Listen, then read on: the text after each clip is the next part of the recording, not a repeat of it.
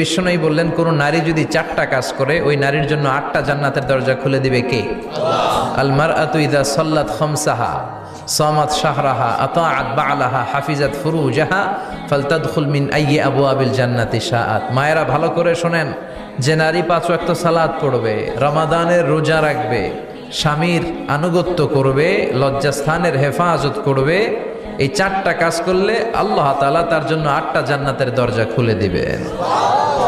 এজন্য বিশ্বনবীও কালেকশন করতেন। তো বিশ্বনবী বললেন, মহিলারা বেশি বেশি দান করো। এই কথা শোনার পরে মহিলারা দান করা শুরু করলো। কেউ নাকের ফুল, কেউ কানের দুল, কেউ হাতের বালা, কেউ পায়ের নুপুর, কেউ গলার চেইন বিশ্বনবীর হাতে জেহাদের জন্য দান করতে শুরু করলেন। বিশ্বনবীর হাত কয়টা? একটা বলে, 2টা। তো 2 হাতে বিশ্বনবী আর কয়টা নেবেন? আর নিতে পারে না। বেলালরে বললেন, বেলাল তোমার চাদরটা নিয়ে আস।